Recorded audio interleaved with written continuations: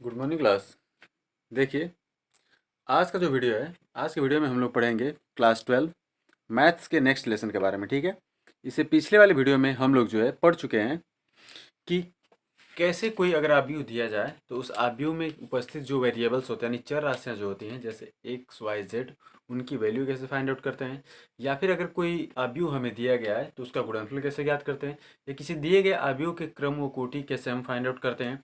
या उसके अलावा अगर कोई आव्यूह अगर हमें दे दिया जाए तो उस आव्यूह में हम कैसे अवयवों को गिन सकते हैं या कैसे अवयवों की पहचान कर सकते हैं कि प्रथम पंक्ति दूसरे स्तंभ का अवयव कौन है या दूसरे स्तंभ या तीसरी पंक्ति का अवयव कौन सा होगा। ठीक है, तो इस तरह के क्वेश्चन हम लोग जो है सीख चुके हैं। तो आज हम लोग सीखेंगे जो नए टॉपिक्स के साथ, जिसमें हम लोग सीखेंगे कि जो आव्यूह होते हैं उनके परिवर्त आव्यूह कैसे ज्ञात करते हैं, यानी ट्रांसपोज मैट्रिक्स क्या होता है। ठीक है, तो चलिए हम लोग बिना देर किए जो वीडियो को स्टार्ट करते हैं और आप लोग वीडियो में अंत तक बने रहें ताकि आपको कोई भी डाउट्स न रहे। ठीक है, तो चलिए हम लोग वीडियो स्टार्ट करते हैं और हम लोग का आज का टॉपिक जो फर्स्ट है उसमें हम लोग को सीखना है परिवर्त आव्यूह। क्या है परिवर्त आव्यूह? देखिए, परिवर्त आव्यूह इंग्लिश में इसे ट्रांसपोज मैट्रिक्स कहते हैं।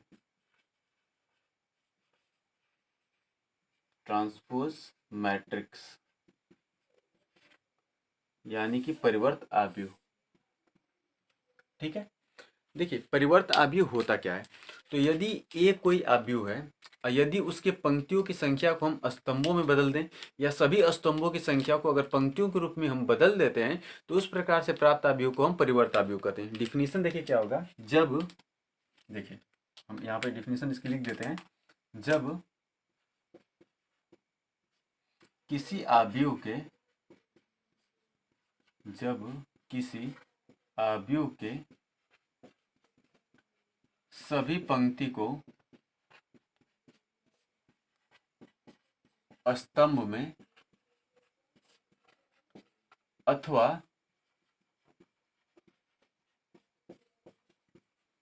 सभी स्तंभ को पंक्ति में बदल दें, सभी स्तंभ को पंक्ति में बदल दें तो इस प्रकार से प्राप्त आव्यूह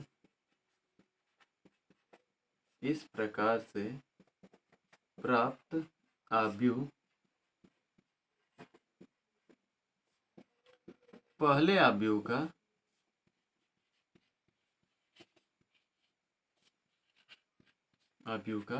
परिवर्त आव्यूह कहलाता है।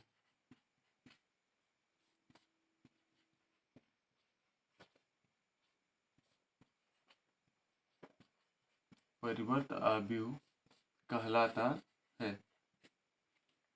ठीक है, इसे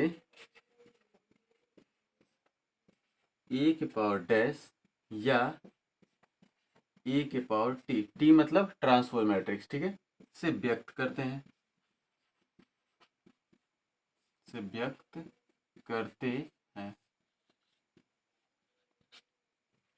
ठीक है, ये हमारी परिभाषा हो गई।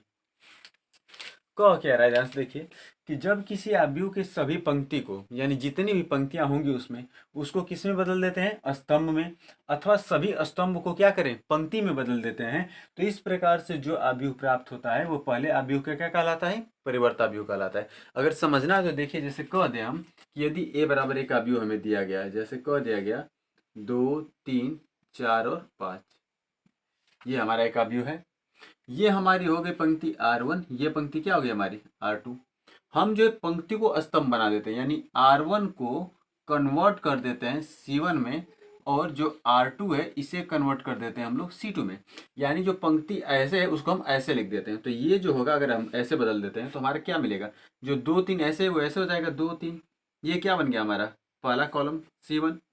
और दूसरा जो 4 5 जो ऐसे उसको ऐसे लिख दीजिए 4 5, तो ये क्या हो गया C2।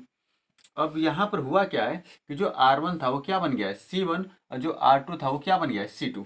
अब देखिए इस प्रकार, देखिए ये पंक्ति हमारी क्या थी 2 3, अब यहाँ पर स्तंभ क्या हो गया 2 3, पंक्ति क्या थी 4 5, तो स्तंभ क्या हो गया 4 5। तो जब किसी आव्यूह के सभी पंक्तियों को स्तंभों में या सभी स्तंभों को पंक्तियों में बदलते हैं, तो इस प्रकार से जो प्राप्त आव्यूह होता है वो पहले आव्यूह का क्या कहलाता है, परिवर्ताव्यूह कहलाता है। और इसे हम किससे व्यक्त करते हैं, ए के पावर डैश या ए के पावर टी से व्यक्त करते हैं। तो अगर कोई आव्यूह दे करके और पूछे कि उसका परिवर्त आव्यूह ज्ञात कीजिए, तो आप ज्ञात कर सकते हैं कि नहीं, बिल्कुल कर सकते हैं। जैसे देखिए दूसरा एग्जांपल, जैसे मान लीजिए कि हमारा हो गया 2 4 3 8 या -8 मान लीजिए ऐसे है, ठीक है। ये हमें आव्यूह बी का मान दिया गया है, हमें इसका परिवर्त आव्यूह ज्ञात करना है। क्या ज्ञात करना है, परिवर्त आव्यूह। ध्यान से देखिए, तो परिवर्त आव्यूह कह कह रहा है कि जितनी पंक्ति हैं उसे क्या बना दीजिए स्तंभ, मतलब जो ऐसे 36 जो हमारी संख्याएं हैं इसे ऊर्ध्वाधर रख दीजिए, मतलब जो 2 4 ऐसे है उसको हम ऐसे लिख दीजिए, तो ऊपर 2 और नीचे क्या हो गया 4। देखिए जो ऐसे था उसको हमने ऐसे बना लिया, हो गया। इसी प्रकार से जो 3 -8 ऐसे है उसको ऐसे लिख लीजिए 3 -8। हम कर क्या रहे हैं कि जो पंक्ति थी उसे क्या बना दिए स्तंभ, ये भी पंक्ति थी ऐसे, ये क्या बन गया स्तंभ। तो यदि किसी आव्यूह के सभी पंक्तियों को, देखिए ये पंक्ति थी इसको भी हमने स्तंभ बना लिया, और ये पंक्ति थी इसको भी हमने क्या बना लिया स्तंभ बना लिया। तो जब किसी आव्यूह के सभी पंक्ति को स्तंभ के रूप में या सभी स्तंभ को पंक्ति के रूप में बदल देते हैं, तो उस प्रकार से जो प्राप्त आव्यूह होता है वो पहले आव्यूह क्या कहलाता है, परिवर्ताव्यूह कहलाता है। और इसे प्राय b के पावर डैश या b के पावर t से व्यक्त करते हैं, ठीक है। तो ये हमारा हो गया परिवर्ताव्यूह। ये किसका परिवर्ताव्यूह निकल गया, तो c का परिवर्ताव्यूह निकल गया, ठीक है। जैसे मान लीजिए एक और हम ले लेते हैं एग्जाम्पल, जैसे मान लीजिएगा c बराबर कोई मैट्रिक्स दिया गया, जैसे मान लीजिए कि 5 6 7 लिखा गया है, ये 3 2 1 हो गया ऐसे। ये किसका मान है, आव्यूह सी का मान है। हमें इसका अगर परिवर्त आव्यूह ज्ञात करना है यानी सी डैश अगर हमें ज्ञात करना है तो करना क्या होगा, ध्यान दीजिए। जो ऐसे पंक्ति है इसे क्या बना देंगे स्तंभ। तो 5 6 4 जो क्षैतिज है ऊर्ध्वाधर, तो कैसे लिखेंगे 5 6 और क्या लिख देंगे 4। अब ये हमारा क्या हो गया 3 2 1, ये पंक्ति है, ऊर्ध्वाधर लिखेंगे तो ऐसे हो जाएगा ना 3 2 1, बदल गया। यानी जो पंक्ति थी वह क्या बन गया स्तंभ बन गया। तो यदि किसी आव्यूह के पंक्ति को हम स्तंभ बना लेते हैं तो इस प्रकार से जो प्राप्त आव्यूह होता है वो पहले आव्यूह के क्या कहलाता है, परिवर्ताव्यूह कहलाता है। और इसे प्राय c के पावर डैश या c के पावर t से व्यक्त करते हैं। तो अब आपको अगर कोई आव्यूह देगा और पूछेगा कि इसके परिवर्त आव्यूह ज्ञात कीजिए, तो आप उसका परिवर्त आव्यूह ज्ञात कर सकते हैं कि नहीं, बिल्कुल कर सकते हैं। देखिए कितना इजी है। हमने क्या किया कि पंक्ति को स्तंभ बना लीजिए, स्तंभ को पंक्ति बना लीजिए, वही उसका क्या कहलाएगा परिवर्त आव्यूह। आप देख लीजिए, कुछ स्क्रीनशॉट लेना स्क्रीनशॉट ले लीजिए, फिर अगले हम आगे की प्रॉपर्टी बताते हैं।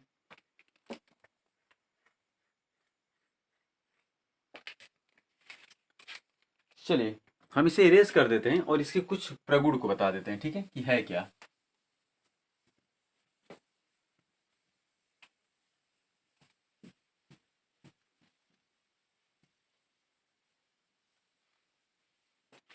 देखिए जो परिवर्त आव्यूह है इसके कुछ प्रगुण हैं, ध्यान से देखिए कौन कौन से प्रगुण इसके हैं। तो परिवर्त आव्यूह के जो प्रगुण हैं,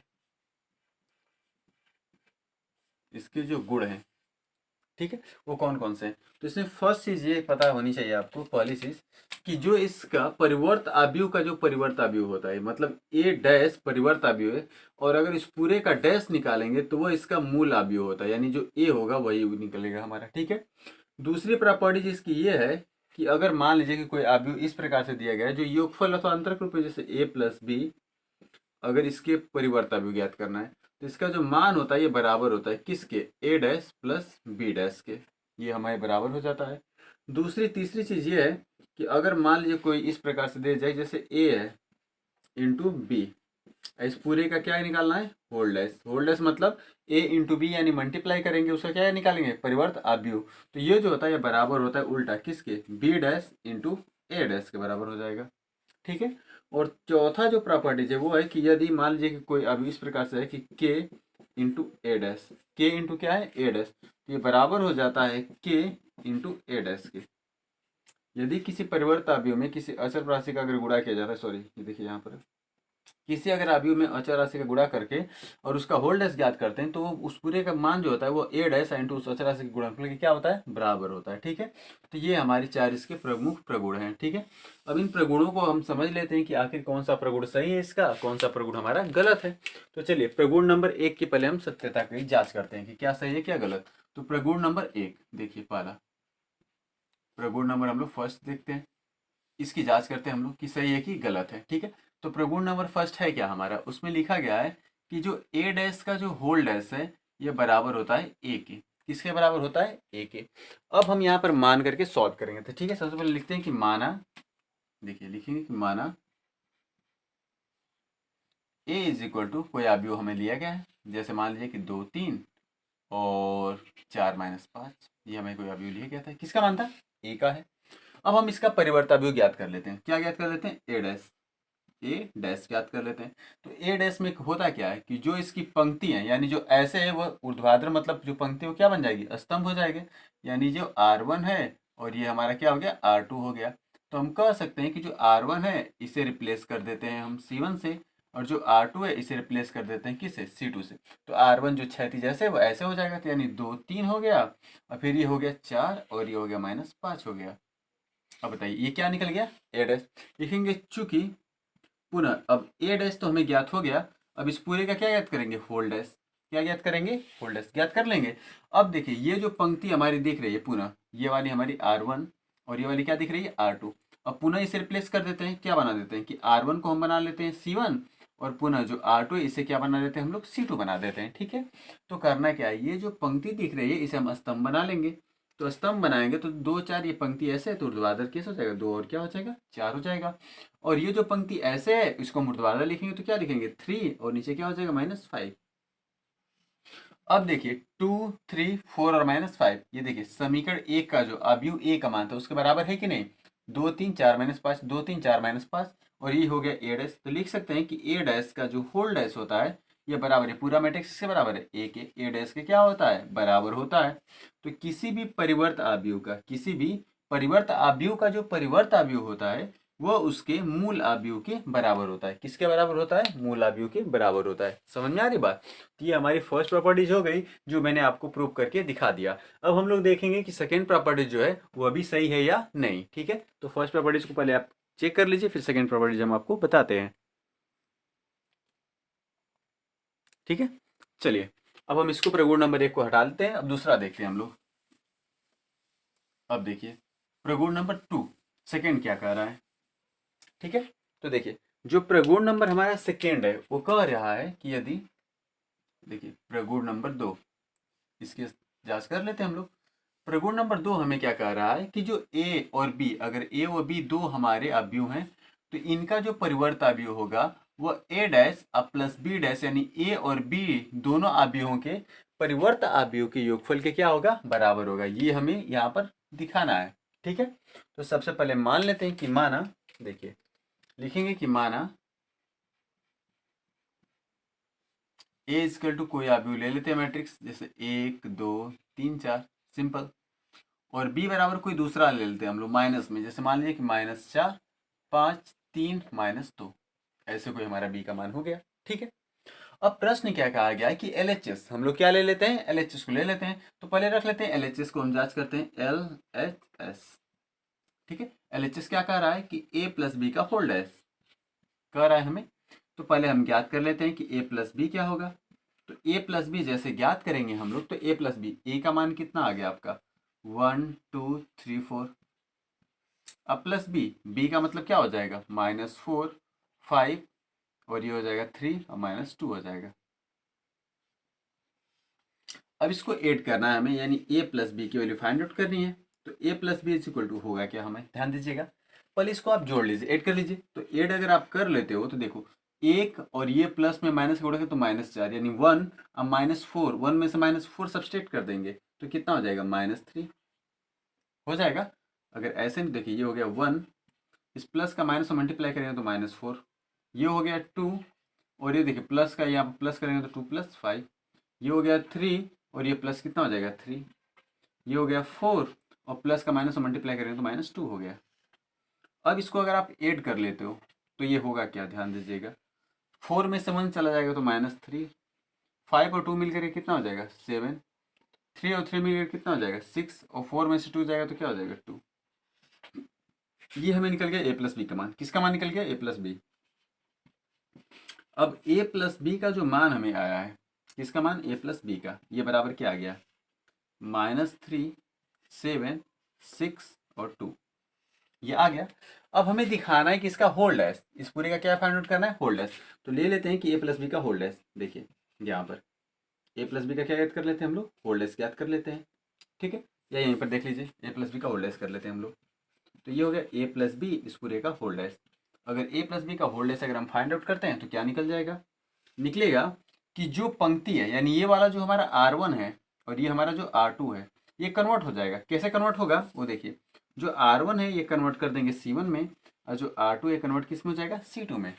तो a प्लस बी का जो होल डैश हमारा आ जाएगा वो क्या निकल जाएगा, निकलेगा कुछ इस प्रकार से, जो पंक्ति है वह स्तंभ यानी -3 और नीचे 7, और ये हो जाएगा 6 और नीचे क्या हो जाएगा 2। ये क्या निकल गया a प्लस बी का होल डैश। अब हमें RHS को देखना है कि RHS क्या है, वो भी हमारा सही है कि गलत है। तो RHS को ले लेते हैं हम लोग। देखिए ये हो गया RHS। RHS कह रहा है कि ये बराबर होना चाहिए a dash plus b dash के। इसे समय इक्वेशन नंबर आप फर्स्ट मान लीजिए। तो a dash plus b dash याद करना है ना। देखिए a का मान कितना आपका लिया गया है, 1, 2, 3 और 4 लिया गया है। तो a का मान 1, 2, 3, 4 है। तो यहाँ पर ध्यान दीजिए, हम a डैश और b डैश पहले ज्ञात कर लेते हैं, ठीक है। a डैश और क्या याद कर लेते हैं b डैश। तो देखिए a का मान 1, 2, 3, 4 है। तो a डैश क्या निकल जाएगा, पहले ध्यान से देखिएगा a डैश। तो a डैश का मान जो पंक्ति ऐसे है वह ऐसे बनेगा। तो ये हो जाएगा 1 और नीचे क्या हो जाएगा 2, और 3, 4 जो ऐसे है वो ऊपर हो जाएगा 3 और नीचे क्या हो जाएगा 4। ये किसका मान निकल गया a डैश का। इसी प्रकार से अगर हम b डैश निकाल लेते हैं तो b डैश का मान भी कुछ ऐसे निकलेगा, जो पंक्ति है वो स्तंभ बन जाएगा। तो ये हो जाएगा -4 और नीचे क्या हो जाएगा 5, और ये जो 3 और -2 है वो ऐसे बनेगा। तो ये हो जाएगा 3 और ये हो जाएगा -2। ये हमें किसका मान निकल गया a डैश और b डैश। अब a डैश और b डैश का मान यहाँ पर ला करके रख लीजिए आप। तो a डैश और b डैश का मान अगर आप रखोगे तो देखो a डैश का मान क्या निकल जाएगा 1, और ये हो जाएगा 3, और ये हो जाएगा 2, और ये हो जाएगा 4। अब प्लस b डैश का मान देखेंगे आप तो b डैश का मान -4, और ये हो जाएगा 3, और ये हो जाएगा 5, और ये हो जाएगा -2। दिख रहा है। अब दोनों को ऐड कर लीजिए आप। ये हम फाइंड आउट कर रहे हैं a dash plus b dash. तो ये हो जाएगा a dash plus b dash. और अगर फाइंड आउट करेंगे आप तो प्लस में माइनस का मल्टीप्लाई करेंगे तो माइनस, तो 4 में से 1 चला जाएगा तो -3, और 3 और 3 मिलकर कितना हो जाएगा 6, 2 अब प्लस 5 मिलकर कितना हो जाएगा 7, और 4 माइनस 2 चला जाएगा तो कितना हो जाएगा 2। ये क्वेश्चन नंबर क्या मान लीजिए आप 2। अब अगर आप ध्यान से देखें तो जो समीकरण आपके 1 की वैल्यू है, या इस समीकरण किसकी वैल्यू है 2 की वैल्यू है कि नहीं। अर्थात इसलिए हम कह सकते हैं कि जो a प्लस बी इस पूरे का जो होल डैश होता है यह बराबर हो जाता है किसके a dash plus b dash के। यानी सेकेंड प्रॉपर्टीज भी हमारी पूरी तरीके से क्या है सही है, ठीक है। तो ये प्रॉपर्टीज 1 और प्रॉपर्टीज 2 हमने क्लियर कर लिया। अब प्रॉपर्टीज 3 को हम लोग चेक करते हैं, ठीक है। पहले आप इसको देख लीजिए।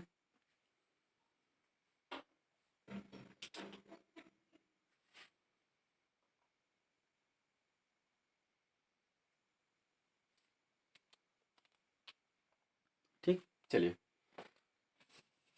अब इसी प्रकार से जब आप प्रॉपर्टीज थर्ड को a और b दो आव्यूह लेकर के अगर इसी को अगर आप लेकर के सॉल्व करते हो, ऐसे ही लेकर के अगर आप सॉल्व करोगे तो प्रॉपर्टीज थर्ड भी हमारी क्या होगी पूरी तरीके से सही हो जाएगी। और फिर प्रॉपर्टीज फोर भी हमारी पूरी तरीके से क्या होगी सही होगी। तो चलिए हम प्रॉपर्टीज थर्ड पहले आप करके दिखाते हैं। देखिए प्रगुण नंबर थर्ड, ठीक है, तीसरा देख लीजिए क्या है।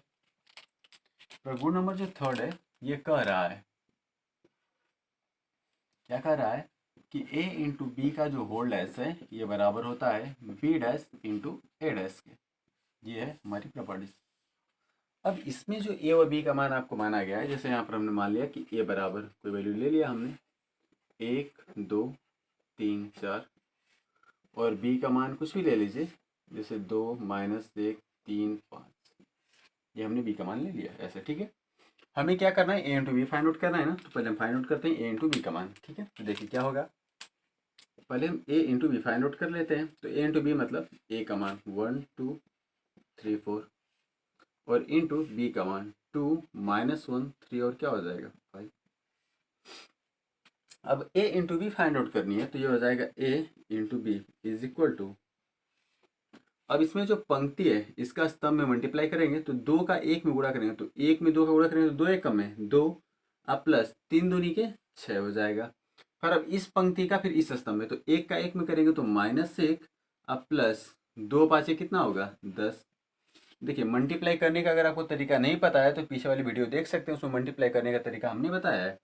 अब देखिए इसका कर लेंगे तो ये देखिए 3 का मल्टीप्लाई 2 में, तो 3 2 जा कितना हो जाएगा 6, बीच में किसका चिन्ह होता है प्लस का, अब 4 3 जा 12, 3 का 1 में करेंगे तो -3, अब प्लस 4 का 5 में कर देंगे तो 20।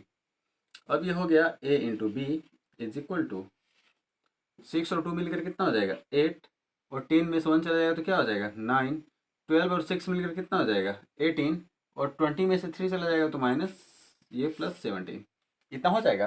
ये किसका मान निकल गया a इंटू बी का। अब हम फाइंड आउट कर लेते हैं कि a इंटू बी का होल डैश, परिवर्ता भी फाइंड आउट कर लेते हैं।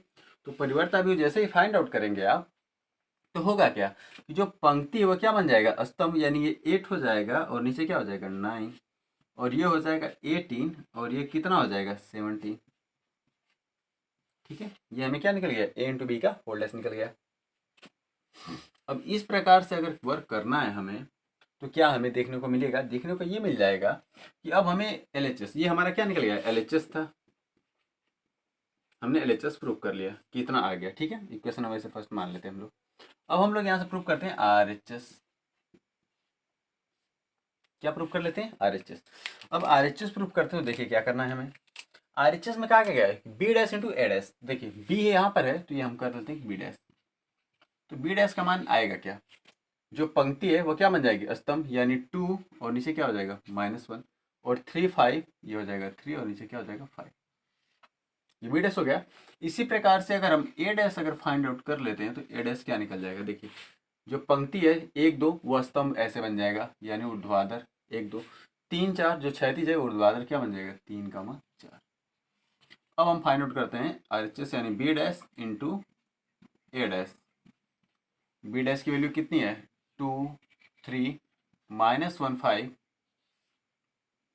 और ए डैश की अगर वैल्यू हम देख लेते हैं तो ए डैश की वैल्यू कितनी ली गई है 1 3 2 4। अब अगर बी डैश और इंटू ए डैश अगर हम फाइंड आउट करते हैं तो ये बराबर हो जाएगा, 2 का 1 में मल्टीप्लाई करेंगे तो 2, और 3 का 2 में मल्टीप्लाई करेंगे तो 3 2 जा 6, 2 का 3 में मल्टीप्लाई करेंगे तो 6 हो जाएगा, और 3 का 4 में मल्टीप्लाई करेंगे तो 12 हो जाएगा, -1 का 1 में मल्टीप्लाई करेंगे तो -5, 5 2 से कितना हो जाएगा 10, -1 का 3 में मल्टीप्लाई करेंगे तो -3, अब 5 का 4 में मल्टीप्लाई कर लेंगे तो 5 4 जा 20। अब ये हो गया बी डैश इंटू ए डैश। अब यहाँ से देखिए 6 और 2 ऐड कर लेंगे तो क्या हो जाएगा 8, 12 में 6 ऐड करेंगे तो क्या हो जाएगा 18, 10 में से 1 चला जाएगा तो 9, और 20 में से 3 चला जाएगा तो 7। ये क्वेश्चन नंबर क्या होगा 2।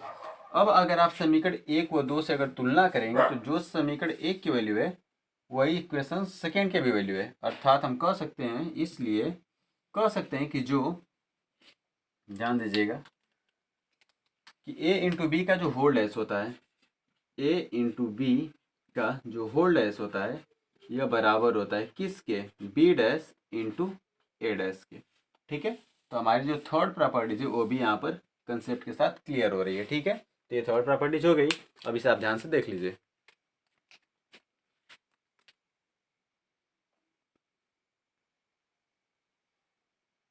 चलिए हम इसको इरेज कर देते हैं, अब हम लोग आगे चलते हैं। ठीक है, देखिए त्रिगुणमितीय प्रॉपर्टी जो इसकी 4 थी वो क्या कर रही है, जो फोर्थ प्रॉपर्टीज है वो कह रहा है इसमें कि अगर ए कोई मैट्रिक्स अगर दिया गया है, ठीक है ध्यान से देखिएगा, यदि ए कोई मैट्रिक्स अगर दिया गया है तो उसमें करना क्या है, देखिए कि यदि के इंटू ए एक कोई मैट्रिक्स है, अगर उसमें हम किसी एक राशि अचर राशि या चर राशि का मल्टीप्लाई करते हैं तो इसका जो परिवर्तन होता है यह के इंटू ए डैश के क्या होता है बराबर होता है। ठीक है, ये प्रॉपर्टीज हमें कह रहा है। ठीक है, ये हमें प्रॉपर्टीज कह रहा है। अब अगर इसके अकॉर्डिंग अगर मुझे सोल्यूशन करना पड़ेगा तो क्या करना पड़ेगा, तो सबसे पहले लिखते हैं यहाँ से कि माना। ठीक है, क्या लिखते हैं कि माना, देखिए माना कि a इज इक्वल टू कुछ हमें मैट्रिक्स मिल गया, जैसे फाइंड आउट 2 3 4 -1, ये हमें किसका वैल्यू मिल गया, a का वैल्यू मिल गया। अब हमें मान लीजिए कि k की वैल्यू फाइंड आउट करनी है, LHS हम लोग ले लेते हैं कि LHS के अकॉर्डिंग कह रहा है k इंटू ए। तो अगर k इंटू ए अगर हम फाइंड आउट करेंगे तो आपको बताया गया था कि अगर ए कोई मैट्रिक्स है, अगर उसमें किसी भी एक राशि का मल्टीप्लाई करना है तो उस राशि का जो मल्टीप्लाई होता है, यानी जो उसका जो गुणा होता है, वो मैट्रिक्स के हर एक एलिमेंट्स के साथ होता है, यानी हर एक जितने भी अवयव होंगे सबके साथ गुणा किया जाएगा। तो k इंटू ए की वैल्यू जो होगी, k का साथ 2 के साथ मल्टीप्लाई करेंगे तो क्या हो जाएगा 2k, 3 के साथ कर देंगे तो 3k, 4 के साथ करेंगे तो 4k, और ये 1 के साथ करेंगे तो -k। ये किसकी वैल्यू निकल गई, k इंटू ए की वैल्यू निकल गई। अब कह रहा है कि k का होल डैश, यानी k इंटू ए इसका परिवर्त अवयव यानी होल डैश। तो यहाँ पर करना क्या है कि जो r1 दिख रहा है और ये हमें क्या दिख रहा है r2 दिख रहा है, तो सिंपल r1 को रिप्लेस कर दीजिए c1 से, और जो r2 इसे रिप्लेस कर दीजिए किससे, c2 से। तो यहाँ से अगर करना है तो जो r1 2k 3k है उसको ऐसे कर लीजिए 2k, और नीचे क्या हो जाएगा 3k, और ये हो गया 4k, और ये नीचे हो गया -k। ये किसकी वैल्यू निकल गई, k इंटू ए का होल डैश निकल गया। इसे हम क्वेश्चन नंबर क्या मान लेते हैं, फर्स्ट मान लेते हैं। ठीक है, इतना। अब अगर हमें मान लीजिए कि k इंटू ए डैश फाइंड आउट करना है, क्या फाइंड आउट करना है हमें, k इंटू ए डैश। तो ये देखिए हमने LHS निकाल लिया, अब हम RHS निकाल रहे हैं यहाँ से। तो RHS में करना क्या है कि k इंटू ए डैश की वैल्यू फाइंड आउट करनी है।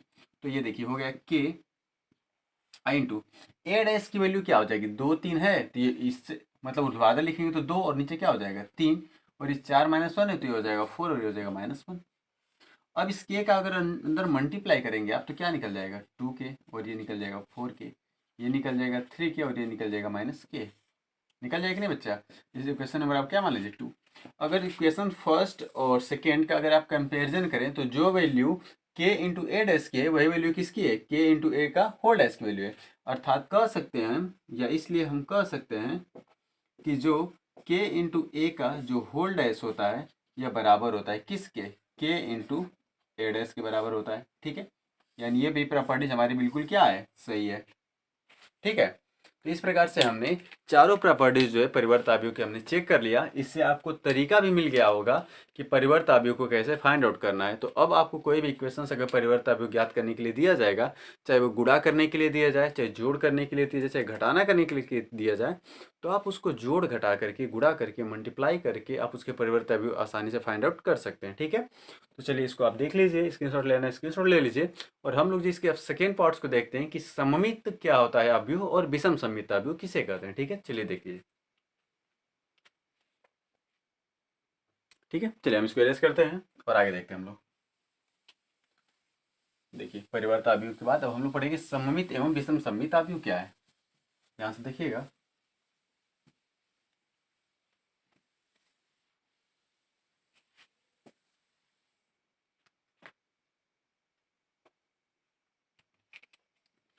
अगर मान लीजिए कोई अवयव अगर हमें दिया जाए, जैसे कह देंगे विषमित और विषम सममित, पहले देख लीजिए है क्या सममित अवयव।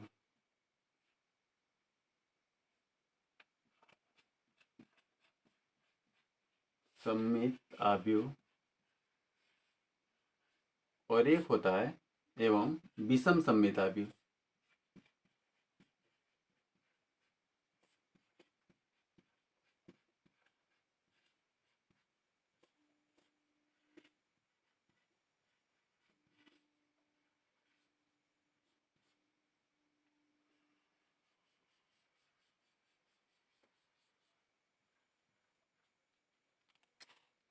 ठीक है, इसमें एक टॉपिक, फर्स्ट टॉपिक हम लोग देखते हैं कि सममित अवयव किसे कहते हैं। ठीक है, पहले देखिए, देखते हैं सममित अवयव।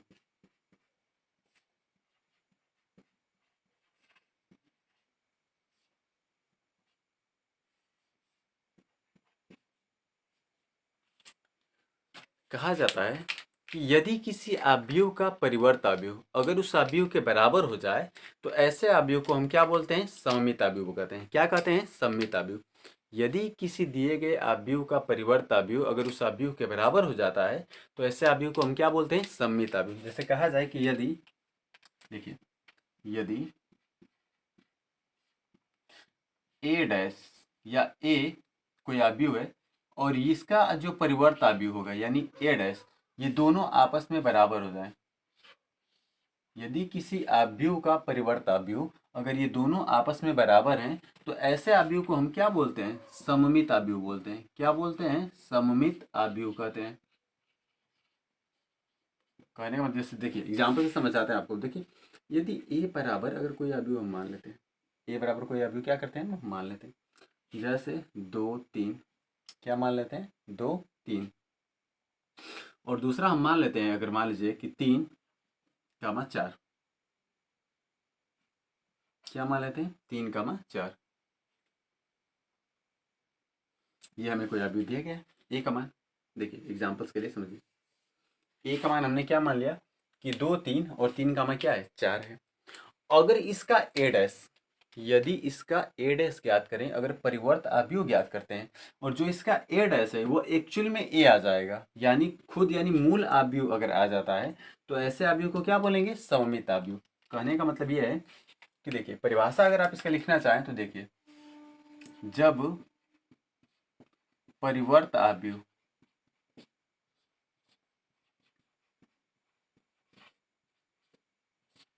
मूल आव्यूह के बराबर हो,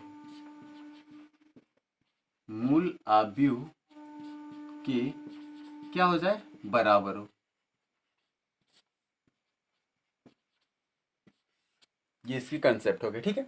तो हमने ए का मान माना सॉल्व करने के लिए कि ए बराबर इतना हमें दिया गया है।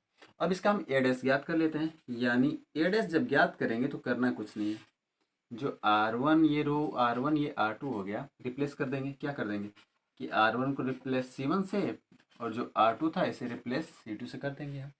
अगर R1 C1 और R2 C2 में बदल रहा है तो दिक्कत है क्या कि देखिए यहाँ से ये जो ऐसे क्षैतिज वो ऊर्ध्वाधर जाएगा, तो 2 और का में क्या हो जाएगा? 3। और ये जो 4 3 और 4 ऐसे है वो ऐसे हो जाएगा, तो 3 का में क्या हो जाएगा? 4। ठीक है। अब ध्यान से अगर आप देखें तो जो ए डैश है ये 2 3 3 4, 2 3 3 4, ये किसके बराबर आ रहा है? ए डैश के। तो लिख सकते हैं कि ए डैश और ये बराबर, ये भी वैल्यू किसकी है? ए की है कि नहीं? तो जब किसी आव्यूह का परिवर्त आव्यूह यानी ए डैश अगर उसके मूल आव्यूह ए के बराबर हो गया तो ऐसे आव्यूह को क्या बोलेंगे हम? सममित आव्यूह। क्या बोलेंगे? सममित आव्यूह। तो ये कैसा आव्यूह हो गया हमारा? सममित आव्यूह हो गया। ध्यान से देख लीजिएगा कैसा हो गया? सममित आव्यूह हो गया। ये हमने प्रूव कर लिया, ठीक है। अब दूसरा जो है वो है विषम सममित आव्यूह। कैसा है? विषम सममित आव्यूह। देखिए उसको भी यहाँ पर देख लीजिए आप। विषम सममित आव्यूह है क्या वो? देखिए विषम सममित आव्यूह,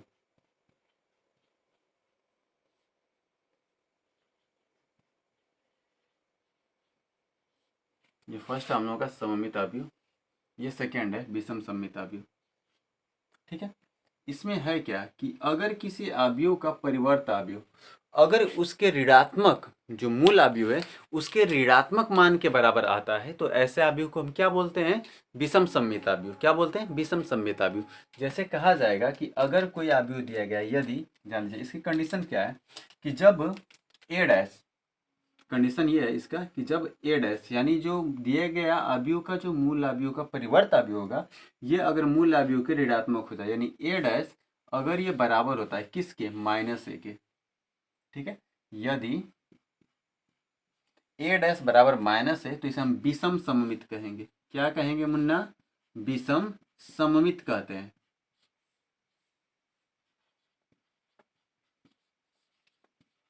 ठीक है। अगर ए डैश का मान बराबर किसके हो जाए? -a के, तो ऐसे आव्यूह को हम क्या बोलेंगे? विषम सममित आव्यूह। समझ में आ रही बात?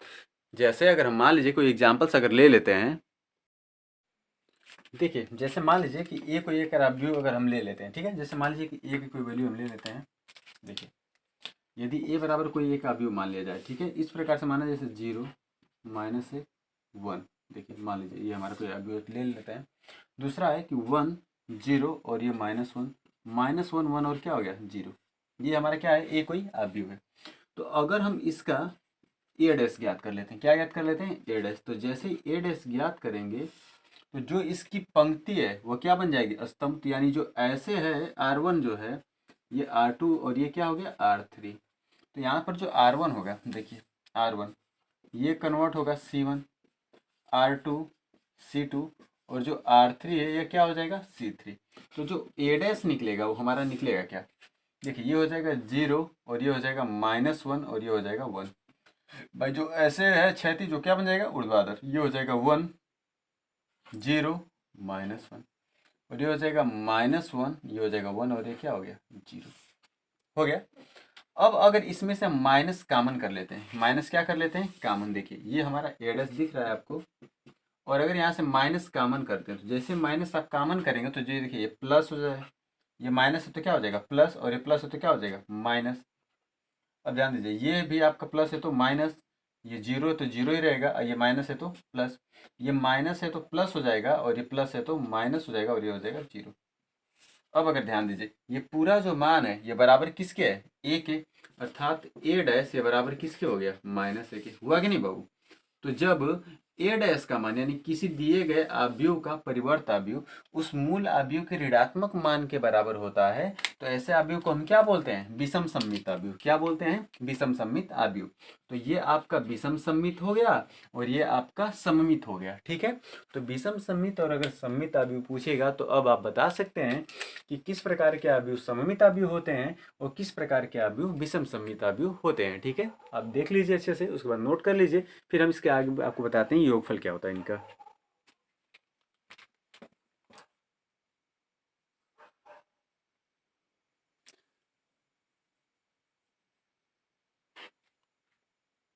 चलिए हम इसको इरेज कर देते हैं।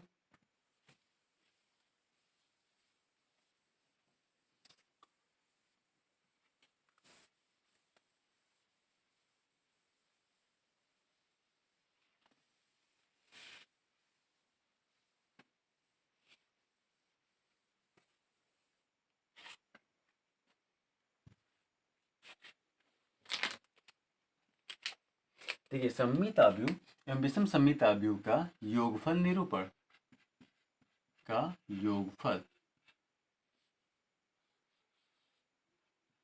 देखिए देखिए जैसे यदि ए कोई वर्ग आव्यूह है, ए कोई कैसा आव्यूह है वर्ग आव्यूह है। वर्ग आव्यूह मतलब वैसा आव्यूह जिसके पंक्तियों की संख्या व स्तंभों की संख्या आपस में क्या हो जाए बराबर हो जाए। तो यदि ये कोई वर्ग आव्यूह है तो इनका सममित योगफल,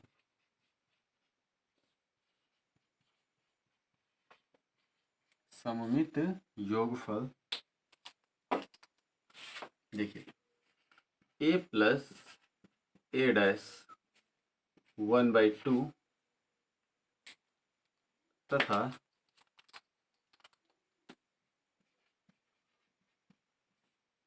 विषम सममित योगफल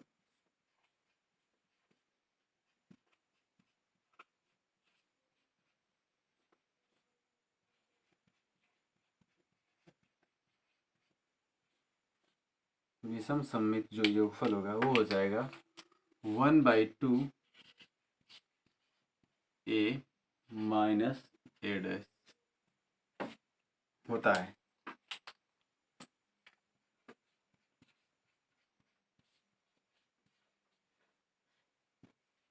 ठीक है, ये इसके कंसेप्ट हैं जिसे आपको याद रखने होंगे। अब इससे अगर एग्जाम्पल्स के लिए अगर आपको हमको समझाना है, देखिए हम एक समझा देंगे, बिल्कुल इसी की बेस पे दूसरा भी होगा, ठीक है। योगफल जब भी पूछेगा आपको कि विषम सममित आव्यूह अगर कोई ए दे देगा और पूछेगा कि इस विषम आव्यूह जो विषम सममित आव्यूह है इसका मतलब विषम सममित आव्यूह का जो योगफल ज्ञात करिए या जो है सम सममित आव्यूह का योगफल ज्ञात करिए, तो जैसे एक लगेगा वैसे ही दूसरा भी लगेगा, ठीक है। जैसे एग्जाम्पल्स के लिए आपको हम समझाते हैं, जैसे कह दिया जाएगा कि यदि a इज इक्वल टू, जैसे मान लीजिए कोई आव्यूह दिया गया जैसे 2 3 -4 5 के का सममित योगफल ज्ञात करिए, सममित योगफल ज्ञात करिए।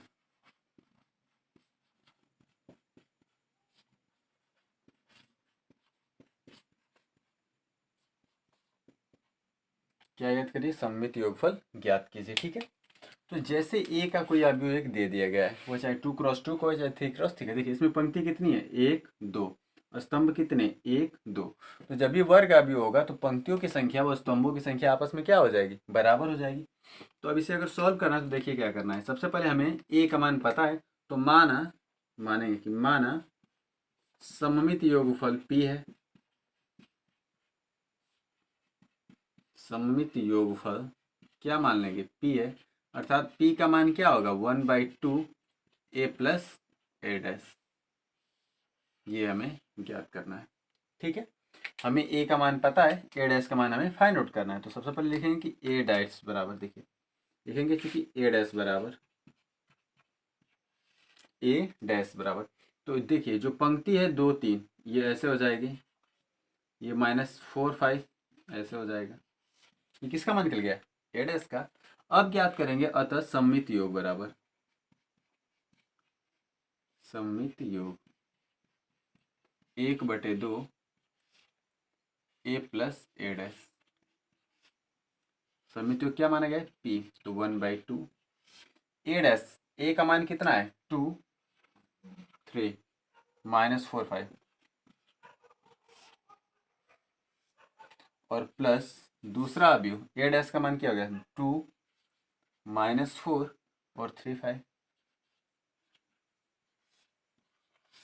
अब इसका योगफल ज्ञात करना है, तो p इज इक्वल टू 1/2, ध्यान से देखिएगा। इसको जोड़ेंगे तो 2 अब प्लस 2 मिलकर कितना हो जाएगा 4, 3 अब प्लस में माइनस का मल्टीप्लाई करेंगे तो माइनस, तो 4 में से 3 चला जाएगा तो -1, -4 प्लस 3, -4 में से 3 जाएगा तो ये भी क्या हो जाएगा -1। और देखिए 5 अब प्लस 5 मिलकर कितना हो जाएगा 10। ये किसका मान निकल गया, p का। या इसी को हम ऐसे भी लिख सकते हैं ना भाई, 1/2 है तो 2 से इसमें भाग दे देंगे, तो p का मान ऐसे भी लिखा जा सकता है, या p इज इक्वल टू, देखिए 2 से इसमें भाग दे देंगे तो इसको लिख सकते हैं 4/2। इस 2 को यहाँ पे लेके जाएंगे तो -1/2 और नीचे -1/2 और ये हो जाएगा 10/2। अब यहाँ से अगर ये कट जाएगा तो काटने के बाद हमारा p का मान क्या निकल जाएगा, p का मान कुछ इस तरह से निकल जाएगा। क्या निकल जाएगा p का मान, कि 2 से 4 कटेगा कितनी बार में, 2 बार में, तो ये हो जाएगा 2, 1 नहीं कटेगा तो ये -1/2, ये भी हो जाएगा -1/2 और 2 से 10 कटेगा कितनी बार में, 5। तो जो सममित योगफल है वो कितना आ गया, 2 -1/2 -1/2 का मान 5। आई बात समझ में। तो अगर सममित योग कहेगा तो हमें a प्लस a डैश ज्ञात करना है, और अगर विषम सममित योगफल कहेगा तो a माइनस a डैश ज्ञात करना है, ठीक है। तो आज की वीडियो में हम आप लोगों को बता दिए कि परिवर्तावयव क्या होते हैं, उनके गुण क्या होते हैं, सममित योगफल कैसे ज्ञात करते हैं, विषम सममित योगफल कैसे ज्ञात करते हैं, सममित अवयव क्या है, विषम सममित अवयव क्या है। तो आप लोग इसके ऊपर डिपेंड होकर के एक्सरसाइज 3.3 जो आपके सिलेबस में दिया गया है उसके जितने भी इक्वेशन से आप सब जो है सॉल्व कर सकते हैं। उसके बाद आप हमें कमेंट्स में बता सकते हैं कि सोल्यूशन हो पा रहा है आपसे कि नहीं हो पा रहा है।